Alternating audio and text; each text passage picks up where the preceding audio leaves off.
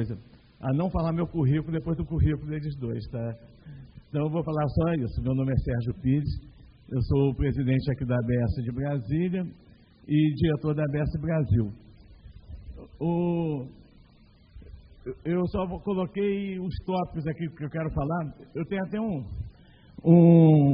blog hoje no Correio Brasiliense que chama Conversando sobre Vinho.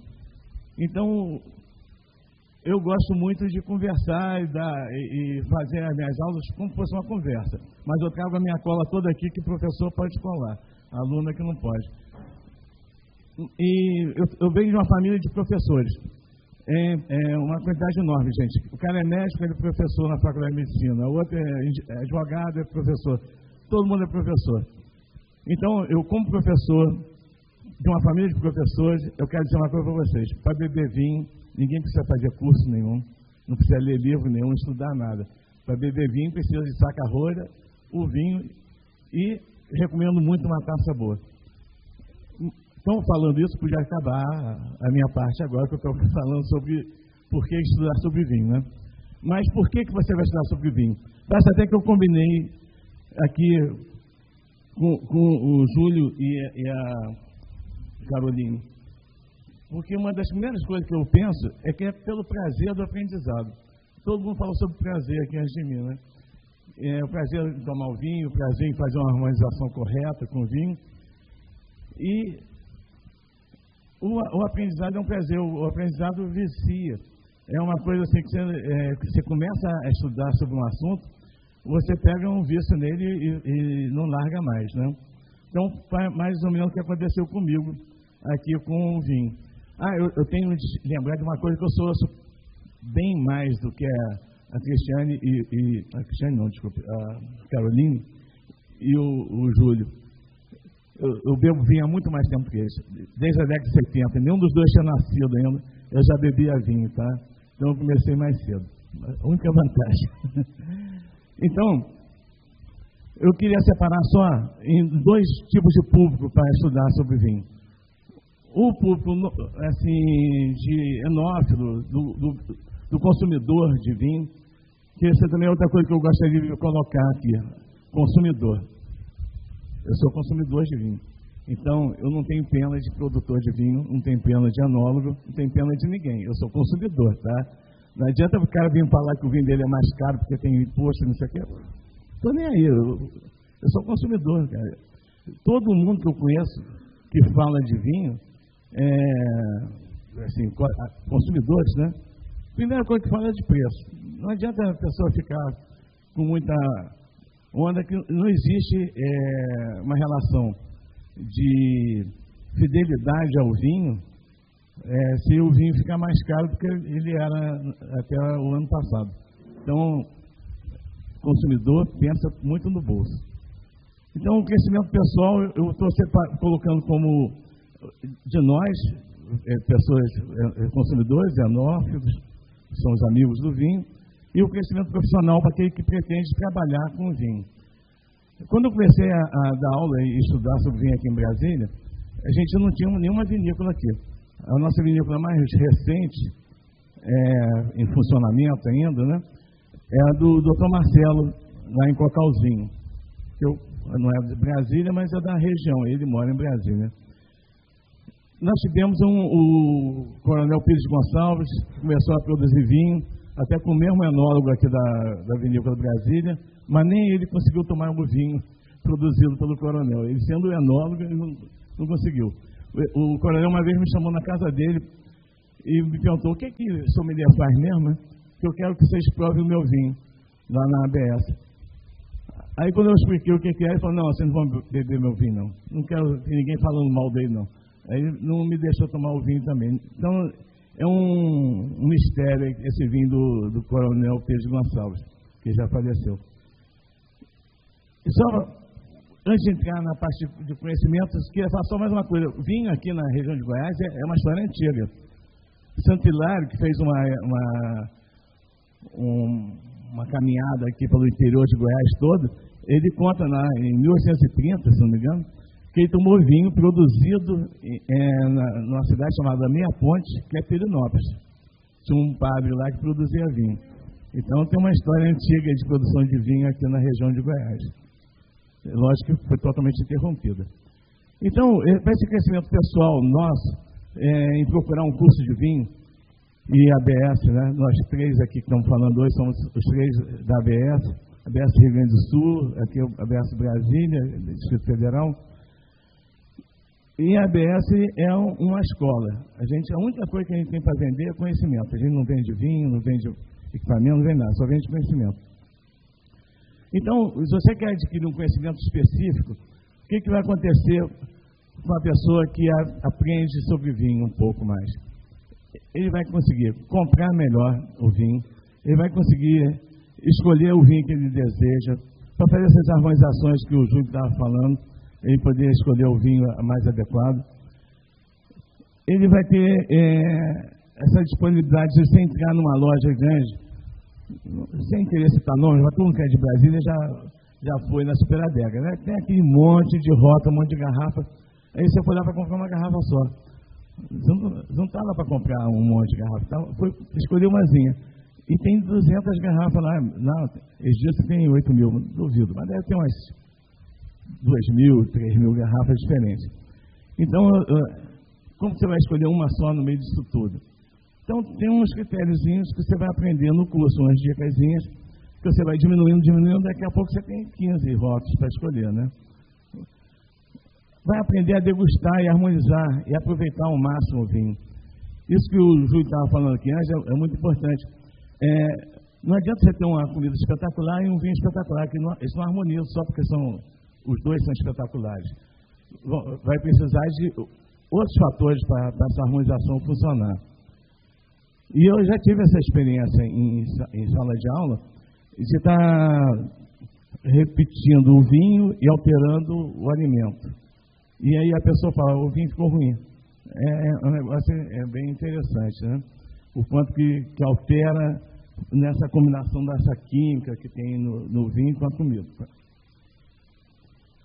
Vai aprender a coisas que parecem, são às vezes bobas, mas são muito importantes.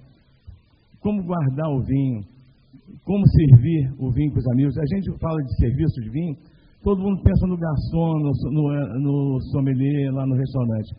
Quando, na verdade, todos nós fazemos um serviço de vinho quando a gente recebe alguém em casa. Então, uma das coisas primeiras que eu recomendo para vocês, quando estiverem fazendo um serviço de vinho na sua casa, para os seus amigos, o primeiro a experimentar o vinho é você, tá? Você não vai passar para o seu convidado o desprazer de tomar um vinho que está já passado, vencido. E deixar com ele para dar essa opinião. Eu acho muito enjoado quando acontece comigo. O pessoal chega para mim e fala, você só me deixa você experimenta primeiro. Eu falei, não, obrigado. Deixa quem comprou o vinho experimentar primeiro, não eu.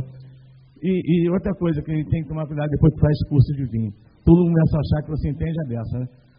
Aí já aconteceu comigo, assim, eu estou num jantar, aí a dona da casa traz um vinho, experimenta esse vinho, o que você acha? Aí, aquela educação que a gente recebe desde criança, para não falar mal na casa dos outros, da comida, da bebida, né? Senão apanha quando chega em casa. Quando eu fui tomar o vinho era horroroso. Aí eu fiquei quieto, falei, não, tá. Eu tenho uma palavra assim mágica que é interessante. Eu falei, interessante. Aí ela virou para o pessoal do lado e disse, aí, ó, paguei R$18 na garrafa e você acha que a sommelier gostou. Me ferrou, né? Todo mundo ficou pensando, o cara não entende nada de vinho, essa porcaria que nós estamos tomando aqui. Então eu aprendi a ser honesto na avaliação. Perguntou? Está querendo saber mesmo? Que nem minha esposa, ela perguntou se a roupa está boa. Se não está, eu falo. Aí ela fica chateada que eu falei que a roupa não está boa. Mas para que pergunta? Vai do jeito que quiser. Vai aprender a economizar. Vai aprender a gastar menos na compra do vinho. Porque você vai comprar certo. Porque se você compra errado, você jogou o dinheiro fora, né? E outra coisa, você vai conseguir extrair desse seu investimento financeiro um retorno maior. Você vai conseguir entender esse vinho melhor, vai conseguir extrair dele mais informações. E quando eu estava falando do estudo do vinho, o estudo do vinho ele é muito amplo, porque não se reduz só ao vinho. Daqui a pouco a gente começa a falar da região, da geografia, da história. Vários vinhos têm uma história longa. Vinhos que tem até um livro que ficou muito famoso, O Vinho é a Guerra, né? Então, tem lugares que teve milhões de guerras. Em Portugal eles enterravam o vinho, então virou o vinho dos mortos, porque ficava enterrado junto a cemitérios, junto a árvores. Então, quando o exército passava, não encontrava o vinho ali. Quando voltava, eles iam embora, eles iam lá e desenterravam. Aí chegaram à conclusão que o vinho tinha melhorado, tinha evoluído, né? O Júlio estava contando que a família dele é de uma região de produção de uva. Minha família toda é uma região de produção de cana-de-açúcar. Então, a bebida que é produzida dentro da família é a cachaça. Eu tinha um tio-avô que ele enterrava as garrafas, os garrafões de cachaça, debaixo de algumas árvores. Depois ele não lembrava de jeito nenhum onde tinha sido. Então ele saía andando com o empregado, ele já idoso, e cava aqui, o cara cavava, não tinha nada. Então ali, cavava, passava o dia inteiro cavando e não achava as garrafas.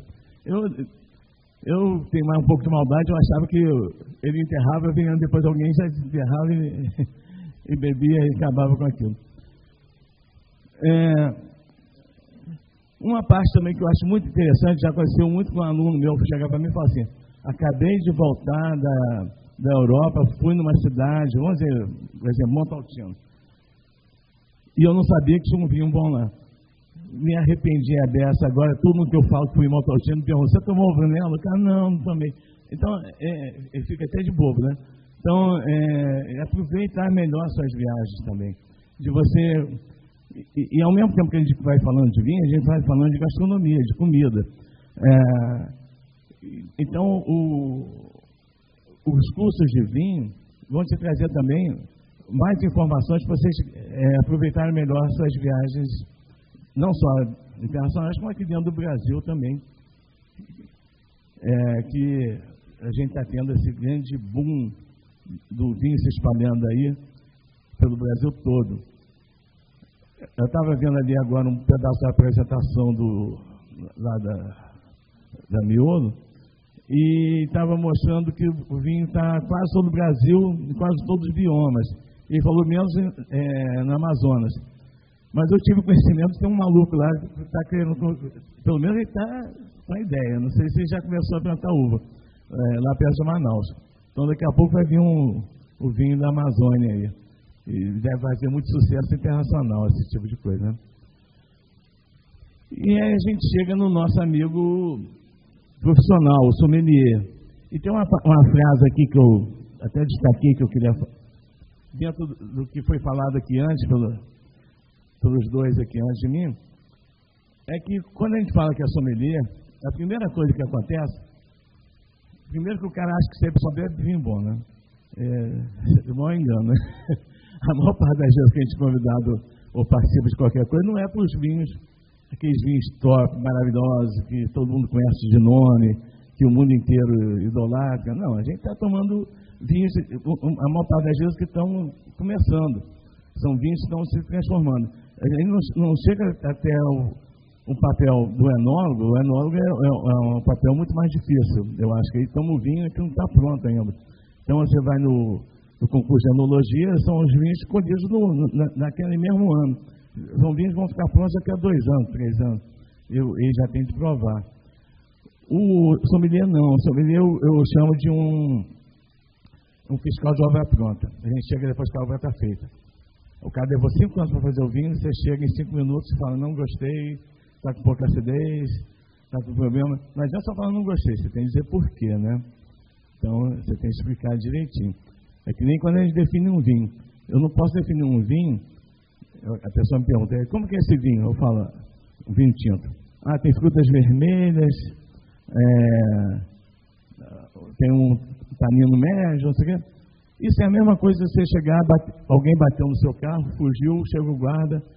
Mas como que era o carro? Tinha 4 portas, 4 pneus, um vidro na frente, um vidro na frente. Tudo. Você não está explicando nada, você está dizendo como é tudo, né? Então, o nosso sommelier, o grande papel dele é ensinar a beber menos e a beber com mais qualidade. Esse é o nosso objetivo. O sommelier é uma profissão muito antiga, é uma profissão que está na mitologia. Na mitologia grega tem a deusa Hebe, que era a sommelier do Olimpo. Tem histórias do Bato, né? Tem a história da origem da primeira taça, que foi pedida por Apolo. O Apolo passou o serviço para frente lá para o pessoal de Troia. Então tem uma série de histórias que envolvem o sommelier. E o sommelier não é só de vinho. A gente, quando fala no nosso curso mesmo, no ABS, a gente tem um foco muito maior no vinho. Tanto que o nosso símbolo é tacinhas de vinho. Mas é lógico que o sommelier, ele envolve outras bebidas. Cerveja, todas as bebidas destiladas, coquetéis, charuto, azeite, água mineral, café, chá. Tudo isso nesse grande ambiente, esse universo que o sommelier pode trabalhar. É lógico que dificilmente um sommelier só vai dominar todas essas áreas. O sommelier brasileiro, ele tem uma exigência muito grande em cima dele. E, ao mesmo tempo, ele tem uma dificuldade muito grande. Porque a gente está longe dos grandes centros, né? E a gente precisa falar sobre vinhos do mundo inteiro. Eu duvido que um sommelier lá de Borgonha tenha que falar de um vinho australiano uma vez na vida sequer. Nunca ninguém vai chegar para ele e pedir um vinho australiano e perguntar alguma informação sobre terra roxa, não sei o quê. Ninguém vai falar sobre isso. Enquanto que aqui no Brasil a gente tem de falar de vinho do mundo inteiro. Então é uma exigência maior e uma dificuldade maior que a gente está longe das grandes escolas de vinho. Então, a vantagem de fazer um curso como profissional. E o profissional, hoje em dia, do sommelier, não é só para ser sommelier de carregar bandeja no restaurante. Tem um sommelier que vai trabalhar na vinícola, tem um sommelier dono de loja, tem um sommelier que vai ser funcionário da loja. Então, eu já tive aluno que ele foi fazer curso porque resolveu ser sócio da Vinícola Brasília aqui. Tem uma que formou agora com a gente. Tem aluno que falou que ia comprar uma loja de vinho e resolveu fazer curso de sommelier. Então, e tem um monte de gente que faz curso de sommelier porque ele acha que vai beber melhor a partir daí. E é interessante que algumas profissões são bastante alunos. Médico é uma, não sei porquê, mas médico tem vários médicos que entram nessa área. Então, uma das primeiras coisas que eu acho que vai acontecer com quem vai estudar é melhorar o currículo. É ter uma tentativa de melhorar a sua colocação dentro do mercado. O curso de sommelier da ABS, ele já existe, não o curso formado, mas a ABS já tem 40 anos de idade. Fez agora, em setembro do ano passado, teve uma festa comemorando lá no Rio de Janeiro. Nós estamos hoje em 14 estados. Temos um stand aqui na feira, no Pavilhão 2. Gostaria de receber vocês todos lá. E um diploma reconhecido. Eu até vejo, assim, outras instituições, eu não considero ninguém concorrente da gente, cada um tem um foco, né? Mas a maior parte do pessoal que é professor em outras entidades, a primeira coisa que tem lá no currículo dele, formado na ABS. Eu sempre acho interessante que eles valorizam o nosso curso. Então, uma das vantagens também que serve para todo mundo que for fazer curso, não só o profissional, o networking, conhecimento de gente. O que eu vejo se formar de grupos de amigos dentro dos grupos de degustação é muito interessante. As pessoas saem dali, formam confrarias, grupos de degustação para se encontrar em restaurantes. É muito comum acontecer. Como em qualquer tipo de curso, qualquer treinamento que alguém faça, você vai adquirindo novas ferramentas para você exercer o seu trabalho. O nosso curso sommelier, ele tem uma série de matérias. A gente estuda sobre vários países, degusta vários vinhos, faz treinamentos de degustação, tem aulas práticas.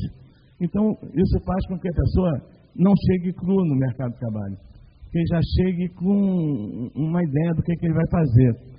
E também tem uma coisa, né? Se for para desistir, já desiste logo, falando, não é isso que eu quero fazer, já para no meio do caminho.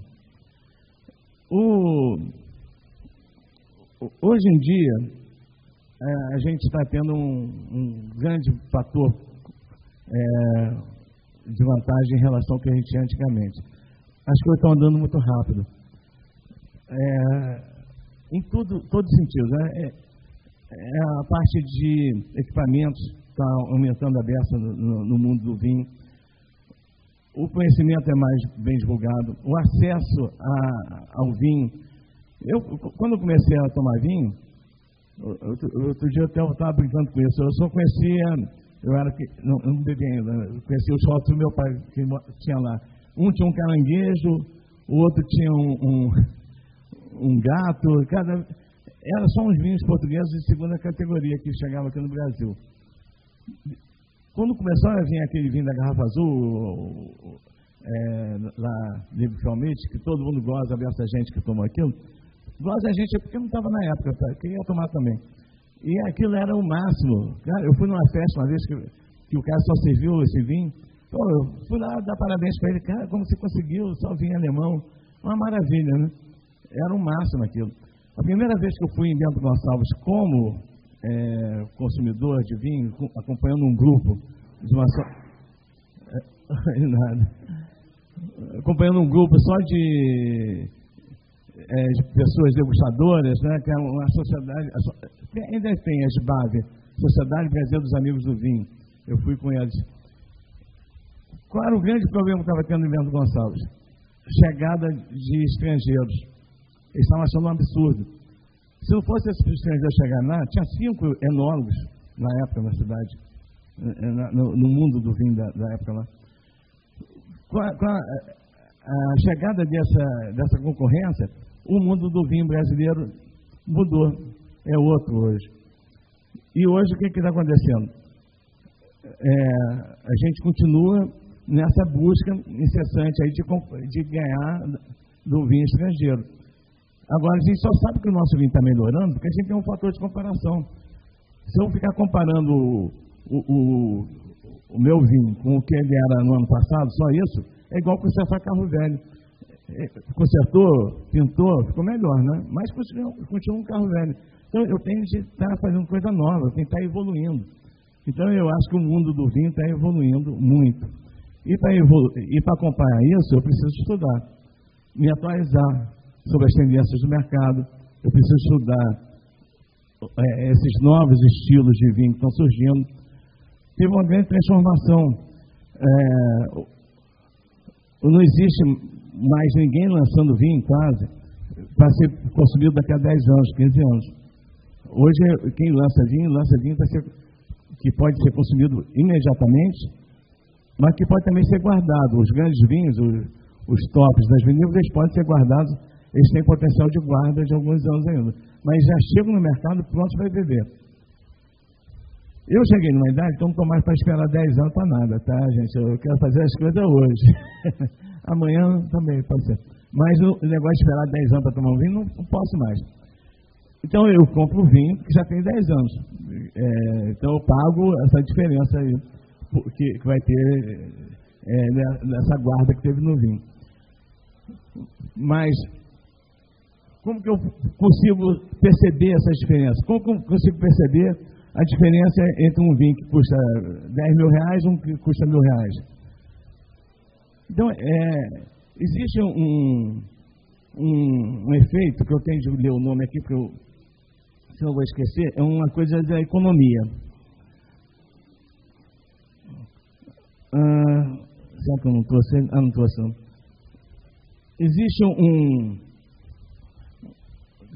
infelizmente eu vou esquecer o nome dos 2 economistas que fizeram esse estudo, que eles falam o seguinte, que tem gente que ele conhece tão pouco de um assunto, que ele acha que tudo que ele conhece é o todo do assunto.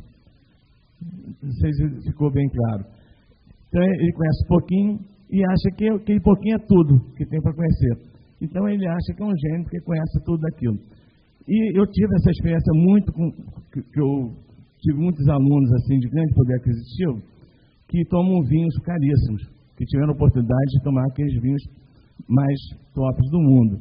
Então ele acha que entende um monte de vinho porque tomou vinho mais caro do que os que eu tomo, normalmente. Então, isso o que é? Falta de estudo, falta de conhecimento. O cara, por falta de estudar, falta de participar de curso, de ler sobre o assunto, ele tem uma noção tão errada do nível de conhecimento dele que ele acha que sabe, que ele entende de vinho, só porque o limite dele de horizonte é pequeno. Então, para a gente não passar por essa circunstância, eu recomendo sempre fazer curso. Uma das vantagens também do treinamento, para quem é comerciante, é vender melhor. Eu acho impossível alguém vender um produto que ele não conhece. Eu canso de ver isso. A gente tem um problema muito sério aqui em Brasília, né, do serviço que é prestado nos restaurantes. E a culpa não é do funcionário, tá? A culpa é do dono do restaurante. Porque eu já tive essa experiência várias vezes de oferecer um treinamento e eu falo, o treinamento custa tanto. Para todos os funcionários. Eu falei, manda, inclusive o camarada que lava prato. É para ir todo mundo. Aí ele manda uma pessoa, duas. Aí fala, depois eles ensinam para os outros lá. Então, a gente tem muito dono de restaurante, que ele é dono de restaurante por quê? Porque ele tem dinheiro. Não é porque ele vive daquilo. Ele tem um restaurante para receber amigos, para fazer o networking dele, né? Então, a gente tem um serviço muito fraco em Brasília. Nós aqui da ABS, nós estamos tentando, e se alguém puder ajudar nisso, já conversei com o governador, já conversei com o presidente do Banco Regional de Brasília, já conversei com um monte de gente. Nós estamos com um projeto enorme de treinamento maciço de mão de obra aqui na cidade. A gente tem os professores, a gente tem estrutura, a gente tem dinheiro para fazer isso. A gente precisa de financiamento para fazer esse treinamento. Quando eu converso com todo mundo que eu converso, secretário de turismo, todo mundo adora a ideia, topa tudo. Os deputados que eu conversei, todos toparam, a maravilha. Mas quando chega na parte do dinheiro, eles acham que eu que vou pagar. Não vou, eu vou receber. Né? Eu preciso pagar meus professores. Nenhum professor meu dá aula de graça, a gente paga todo mundo. Eu preciso comprar vinho, preciso comprar taça, eu preciso me deslocar para dar essas aulas. Nós temos 30 e tantas regiões administrativas aqui em Brasília. O nosso estado é pequeno, mas não é tão pequenininho assim. Então, nós queremos fazer treinamento para pessoal que trabalha em hotel, restaurante, bar, vinícolas. Por quê? Isso é atrativo para turismo, é atrativo para aumentar a renda desses funcionários. O papel da ABS, desde o primeiro momento que ela foi criada pelo Dânio Braga, quando criou a ABS, ele pensou no treinamento dos funcionários. Mas logo em seguida ele pensou no treinamento do consumidor também. Então, é por isso que ele abriu os cursos. Então, é exatamente o que eu estou falando aqui agora. É a origem da ABS. O treinamento para quem consome vinho, porque não adianta a gente esperar que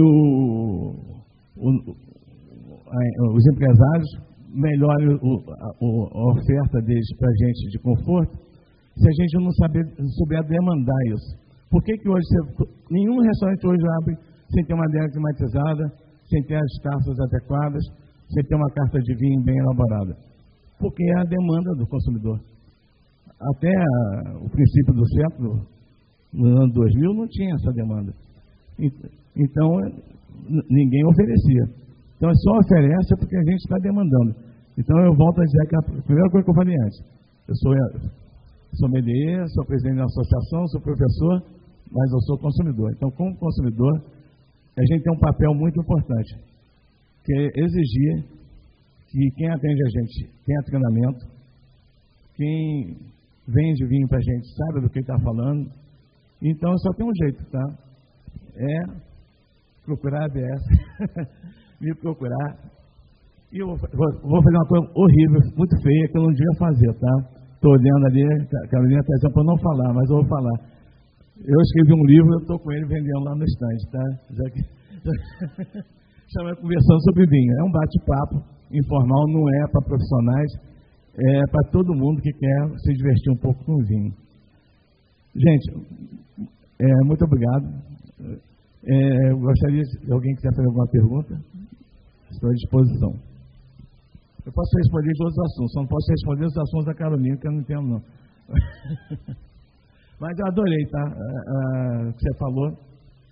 E eu acho interessante que tem estudos e mais estudos em relação ao álcool, mas ninguém faz estudo em relação a... Desculpe, tá, alguém, a comida vegana, o cara que só come grãos. Esses estudos não estão ainda muito bem elaborados, né? E eu estou fazendo até um levantamento sobre isso, que tem um projeto de lei de 2023 de o vinho ser considerado alimento. E o projeto estava andando. De repente, não sei o que aconteceu, que veio uma proposta nova que botou o vinho no rol do pecado, né? Da turma do pecado. E a minha grande pergunta é simples. O que a OMS considera alimento e qual é a definição do vinho? Então, pelo que eu vi, pela definição de alimento que tem na OMS e pelo que a gente vê, o que é um vinho, produto natural, fermentado, não sei o que, vinho é alimento.